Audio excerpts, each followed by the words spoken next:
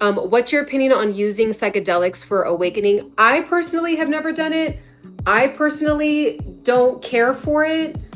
Based on my research, I know that they do have micro doses that you can even do, like maybe more cities than I believe, but for sure, if you live in a big city like LA, San Francisco, um, like New York, Atlanta, I know that they have like microdosing facilities where you can like be under the care of a medical doctor, and like they like microdose it to you, and then there's like someone, I think, even watching you the whole time.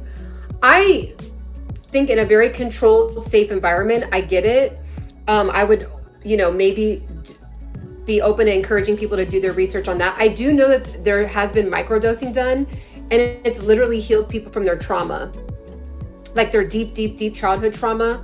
But again, that's when I've seen it done like under like very strict care, not just like going to Joshua Tree and doing a bunch of mushrooms. You don't even know what it really is. Like people have literally DIED'd, been unalived from like thinking that they're taking something. They're going to like a Joshua Tree, or they're going to like Burning Man, and they're like doing all this stuff or whatever. And then you just hear, every year you hear horror stories about stuff like that. So if anyone is interested, look into microdosing and doing it under professional care in a controlled environment. In general, you can be awakened by just praying.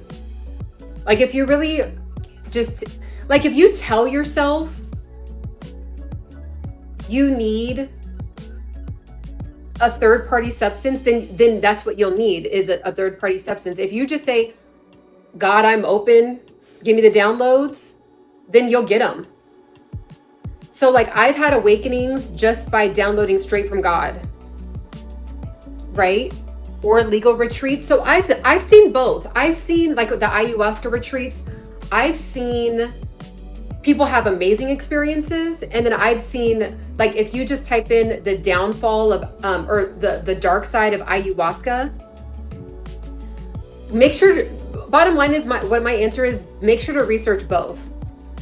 Just research both and then come to a conclusion based on like what you could be willing to lose, like see what's at stake, and is it worth losing? Because I know some people have like been permanently like had issues from it, because again, you can't really tell if you're allergic to it until you do it. Meditation is a quiet space. Yeah, exactly. Get silent.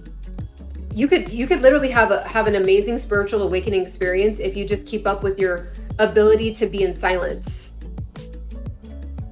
literally, and just quiet your mind, unattached from all these like electronics and scrolling and all of that. And if you do that consistently enough, all of a sudden you'll just have a download and you're like, whoa. Especially when you pair prayer, meditation, and like prayer, meditate, and fasting. When you pair all of that together, you can have a huge awakening.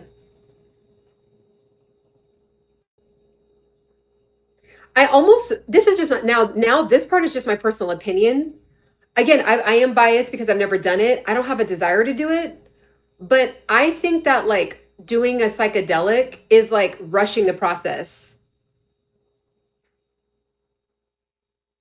What's my opinion on plant-based? So I'm mainly plant-based. I love it. I've been doing it for 10 years.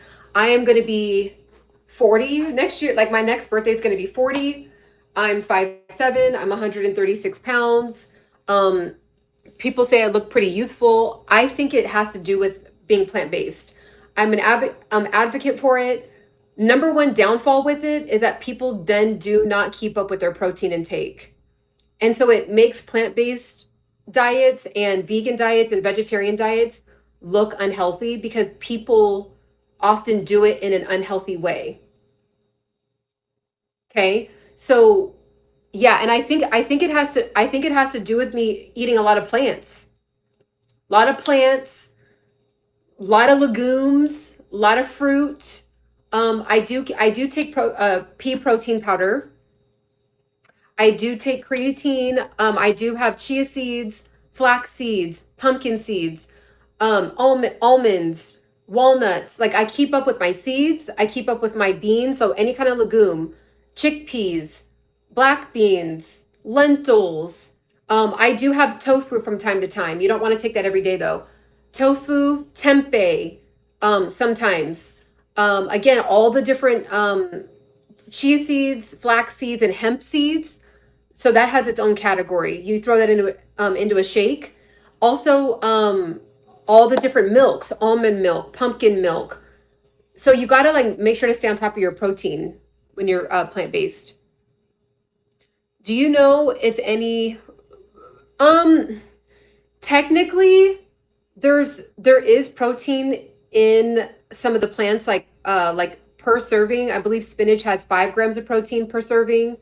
Yeah, there is, like if you type in vegetables, raw vegetables with the highest protein in it, the highest one I've been able to find is like spinach and like some kind of collard green, like variation of a collard green. But you're never going to find a one size serving vegetable or fruit that's a full 20 grams. Yeah, like beans are good, but you still have to cook them. You still like I wouldn't be able to just like pop like a raw nut in my or a raw bean in my mouth. But yeah, so if you're talking about Hallie like completely uncooked, yeah, you could type in highest protein raw vegetables, but like it's never gonna be it's never gonna be anything more than like 5 grams. If you find one higher, let me know. Now, if you find one like that's 10 and above, please let me know. Cause yeah, I would totally incorporate that. Collard greens are really good too. Collard greens are like high in protein. But again, when I say high in protein for a green, that's like 5 grams of protein per serving, 7 grams of protein per serving. So you have to eat a lot, like, and then when you eat raw food, it fills you up very quickly. So it's like that's why they say it's almost like impossible if you were just to have raw food. It's almost impossible to have at least 100 grams of protein a day because it's just like you're just so full from it being raw food and like the body taking a while to digest it. So I haven't been eating cooked food for the past week, and I would like to continue that. Did start eating some. What's actually going to be at stake if you keep not meeting your goals, if you keep not understanding how to put in the correct inputs to then automatically 100% guaranteed get the output that you want. So let me be your coach. I absolutely love helping people discover their purpose, step into their power, unlock something powerful within them. Book a one-on-one session with me via email coaching, and let's get started together. Click the link down in the description right now and do not wait another second to get your breakthrough. Finally, get on the other side of your breakthrough. I will see you inside your coaching session with me.